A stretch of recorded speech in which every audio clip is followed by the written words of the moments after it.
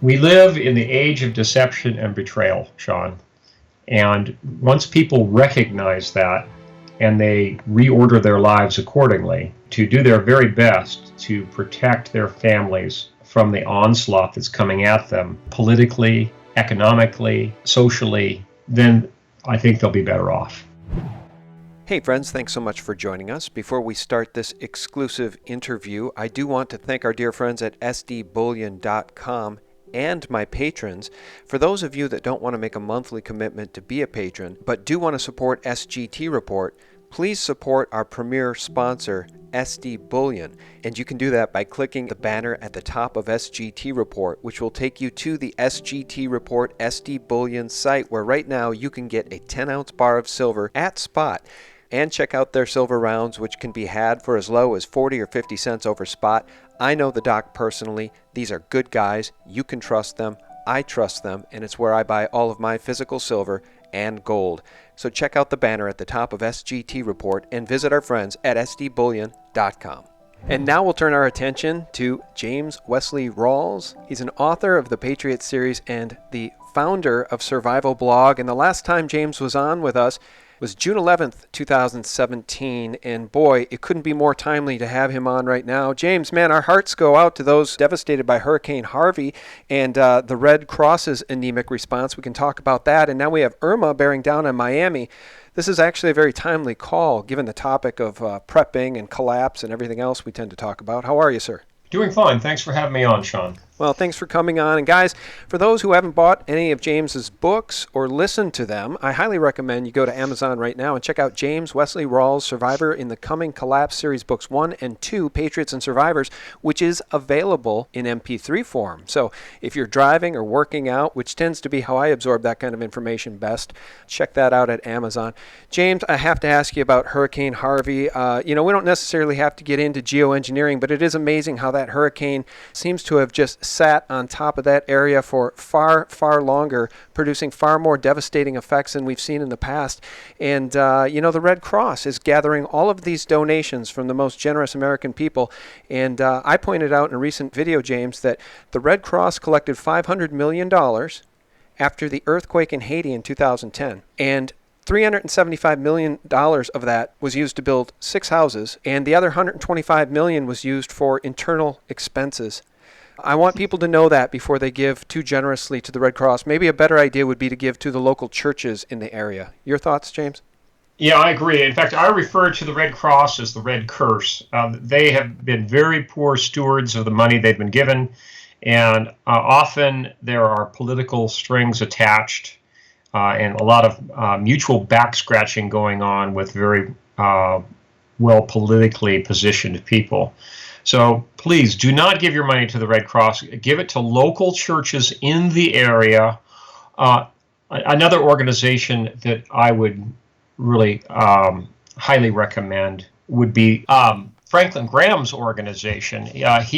They're famous for giving 100% of what's donated goes to the actual recipients, unlike the Red Cross, which is notorious for having upwards of a 95% overhead rate on some of these things, or in some cases 100% misspent, where people give donations specifically for the victims of a particular disaster, only to see the money go into either the Red Cross General Fund or being earmarked for some completely unrelated project. So please don't give to the Red Cross. Give to the local churches, or again to Franklin Graham's organization. He's the son of Billy Graham, and his organization, again, has a wonderful track record for good stewardship. Yeah, I think that's good advice. And it was recently I believe the head of the Red Cross himself admitted they don't really know where the donations are going as it pertains to Hurricane Harvey, nor how much. And if that couldn't be troubling enough, the people down there are absolutely devastated. And what do you think that this hurricane says about government's inability to protect us or help us after a catastrophe? Well, yeah, it's a prime example. We saw the same thing with Hurricane Katrina, where time and time again, FEMA has been completely out of their depth. and the large public charities have been either unwilling or incapable of getting meaningful aid to people quickly. It's usually the small faith-based organizations that get people in place quickly. They get aid rolling. They get the 18-wheelers rolling immediately to some of these disaster locations. And again, that's where your money should be going. FEMA is really not a disaster relief organization when you come right down to it. That's one of its taskings, but its primary tasking is continuity of government. And most people don't realize that. That's where the majority of their budget goes, is into protecting government officials, not protecting the citizenry. Yeah, that's right. And I believe FEMA was on Pier 1, or a local pier, the day before 9/11, ready to practice drills the very next day. To be honest with you, we arrived on late Monday night and went into action on Tuesday morning. And not until today did we get a full opportunity to work the entire site other than the spot at church and day to which we were deployed. Conveniently, FEMA seems to sometimes be in the right place at the right time and other times not. Let me ask you this, and maybe we could just engage in just a little bit of woo-woo. And I don't want you to have to speculate on geoengineering being used to steer weather systems or storms specifically. But my understanding is we haven't seen a hurricane reach the United States landfall in about 8 years. And now we have this unprecedented hurricane down over Houston. And we have a Category 5 with 175-mile-an-hour winds headed toward Miami. It's just a little ironic. What do you make of it? I mean, the timing is a little bit brilliant, as the Rothschilds just liquidated a bunch of assets here in the United States. Well, I don't take that conspiratorial a view of it, but I do think that the frequency of hurricanes that we're seeing has definitely dropped. And the so-called climate change people, they used to be called global warming people, now they just call themselves climate change people, claimed that there would be hurricanes more often and of greater intensity. But actually, if you look at the historical record, typically the Gulf Coast and Florida get hurricanes on average once every 3 or 4 years. So I don't think it's anything particularly out of the ordinary. And if anything, I think it's evidence that hurricanes are less frequent than they used to be. Now, in terms of severity, I don't know. And we just need to always be prepared for natural disasters. And anyone living in the Southeast, really, if you're not prepared for hurricane season every year, then you're doing your family a great disservice. Every family, regardless of where you live in the country, should have an honest 6-month supply of food. Every family should have a means of treating water from open sources, transporting and treating that water, because water filtration is just crucial.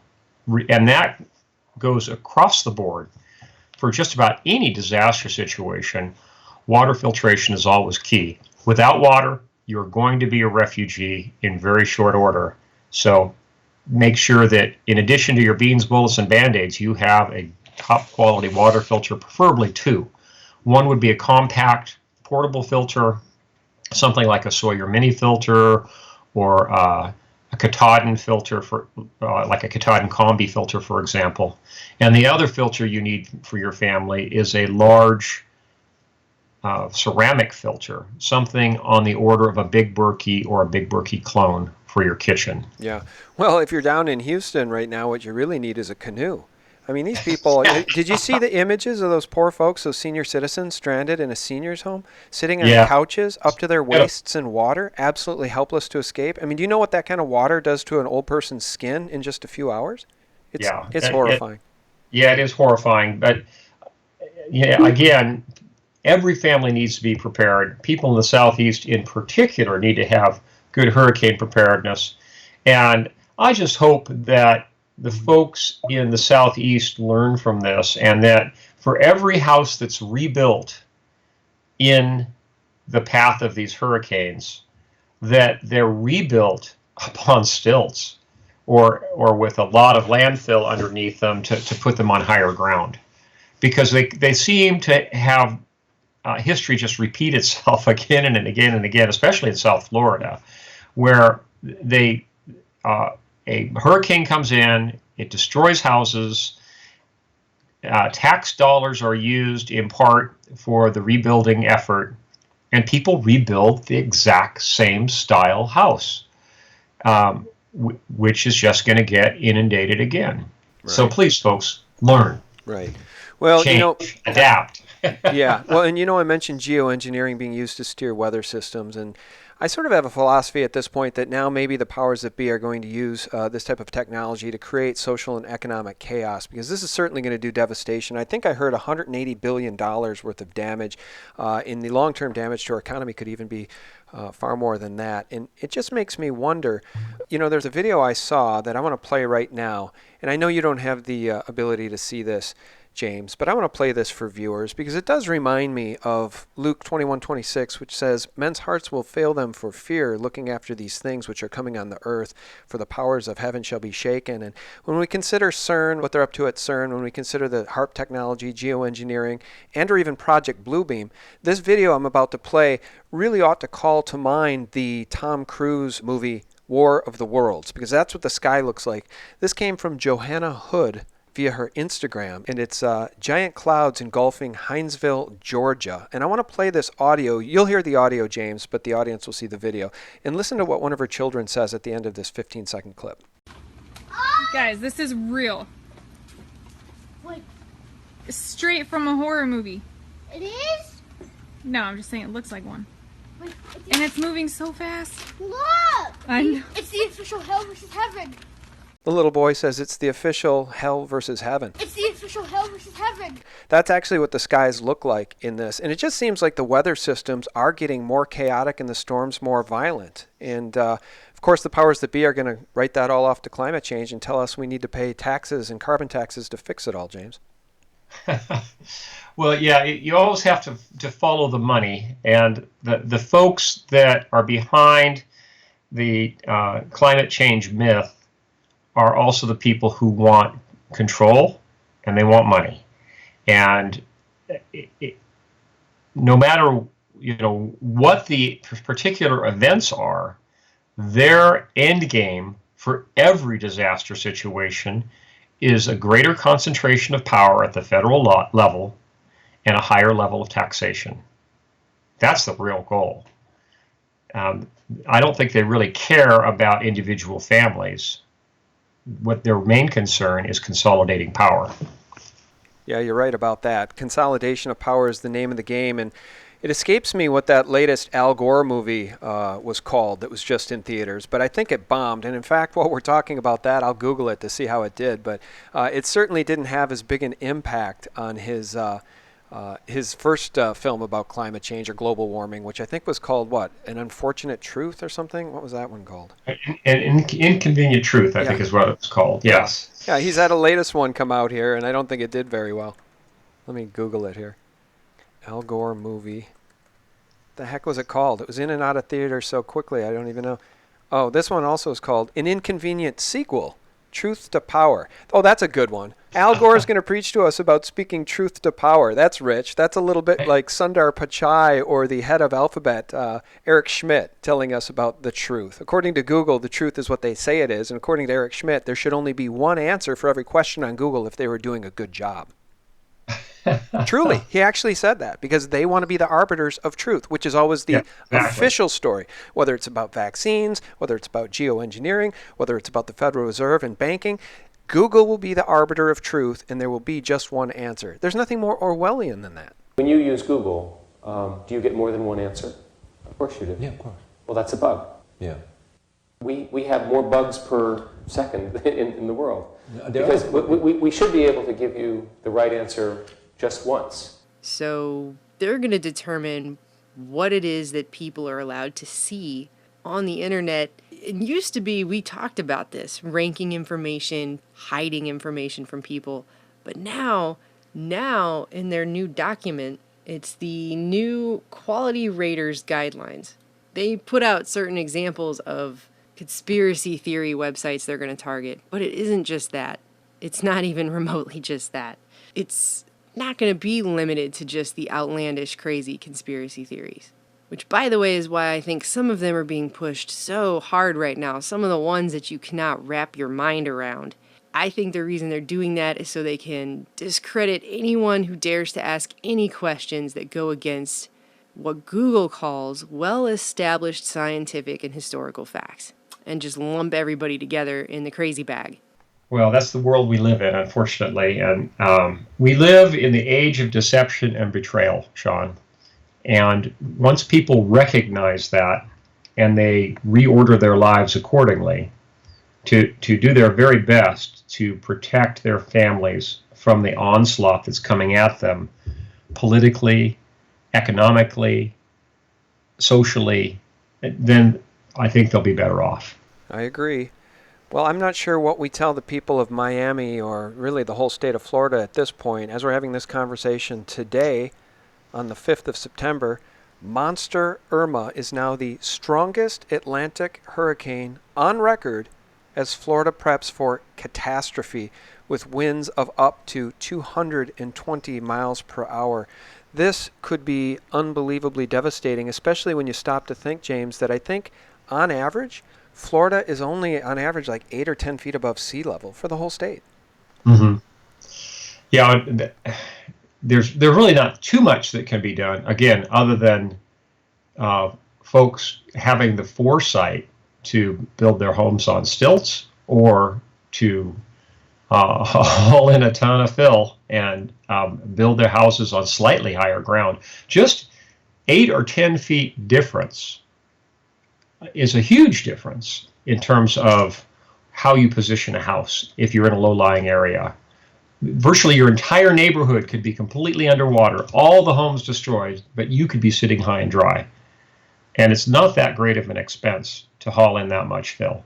As a survival expert, as a prepping expert, as somebody who runs one of the most popular blogs on planet Earth regarding these topics, survivalblog.com, what would you recommend to people who are listening right now who live in Florida, who see this monster bearing down on them? Should they get in their cars and evacuate the state? What would you even recommend they do? Hunker down may not be an option with 220 mile an hour winds. Yeah, if this storm maintains its ferocity, then yes, it would be wise to just plain leave the state. My friend Bob Griswold at Ready Made Resources is fond of saying, panic early and beat the rush. And in this case, since it's now Tuesday, the storm is not due to arrive until Thursday. If people have their bug out bags, it may be high time. If you know you're in the path of this, the crucial thing now, though, is determining whether or not you're in the path of the storm, because it's really only in about a 50-mile radius of the eye wall of a hurricane where you're going to have the maximum winds, where you're going to have those 150-mile-an-hour winds. You go just another 30 or 40 miles farther out, and you might only have 50 or 70-mile-an-hour winds, which are quite survivable.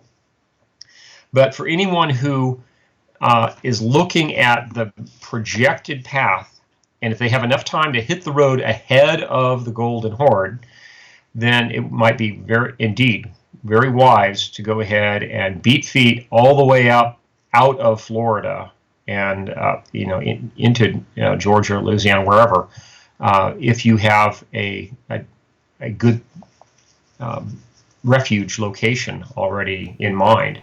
Yeah, it could be very wise to do that. Yeah, but people throughout Florida should not panic, because again, it's only within 50 miles of the eye wall that you're going to have the real severe, super high winds and incredible drenching rains. Yeah. It's really the flooding people need to be worried about, especially if they have children. What a terrifying situation to be in if you have small children.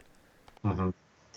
Well, again, and I don't know if they've timed the arrival yet in terms of storm surge, and if that's going to be coincidental with a high tide or a low tide, because that makes a huge difference as well. Oh, yeah. And it's unusual, though, for Florida to be hit by a hurricane and have it just park itself, like the one parked itself over Houston. Typically, a hurricane system will just pass over Florida, losing a lot of its velocity once it hits landfall. That's pretty typical. But again, this is nothing to be trifled with, and anyone who has the opportunity, who believes they're directly in the path, should go ahead and get out of Dodge right now.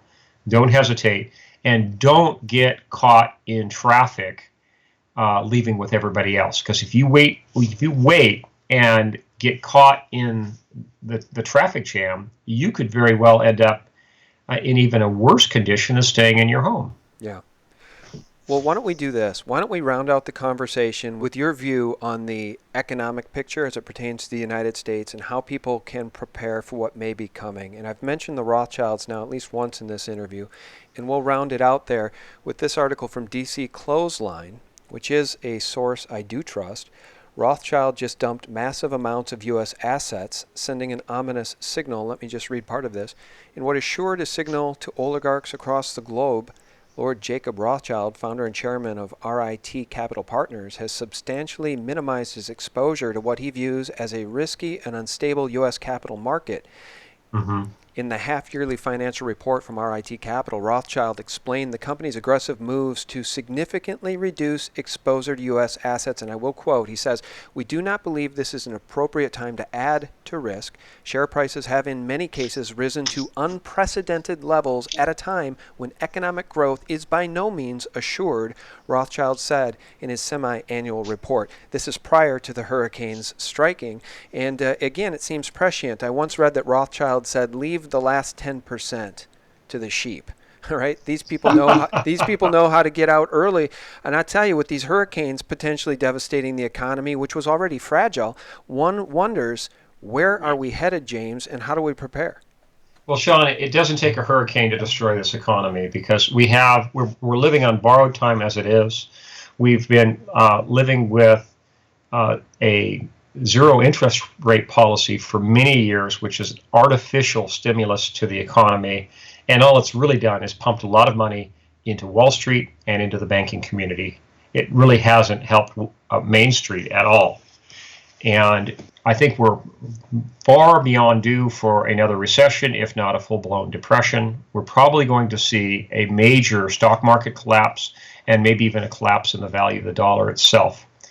If interest rates spike, all bets are off, because that would mean that servicing the national debt would become almost impossible.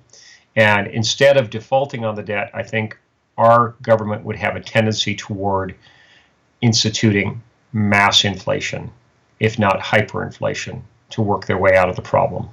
So folks need to plan accordingly. We need to expect another recession in the near future. We need to expect a stock market collapse probably before the end of 2017. And plan accordingly, folks. Hedge yourself out of dollars. Get into precious metals, particularly silver, in your personal possession. You might want to also take a small hedge position in Swiss francs, because even if the economy holds up, the Trump administration has made it very clear that they're pursuing a weak dollar policy on the foreign exchange market. And a weakening dollar will mean a stronger Swiss franc. And if you hedge into Swiss francs, you can shelter yourself from part of that decline. And there's a very easy way to hedge into Swiss francs. You don't have to go to an airport and buy Swiss franc currency or order up Swiss franc denominated traveler's checks at your bank. If you have a PayPal account, all you need to do is log into your PayPal account, click on currencies, open up Swiss francs as an alternative currency on your account, and do a balance transfer into Swiss francs if you have a positive balance. And for a lot of people who are listening to this right now, a lot of you run home businesses or are self-employed or have do occasional casual sales of things on eBay or through Craigslist, and you have a positive balance in your PayPal account, it's quick and easy to make that switch.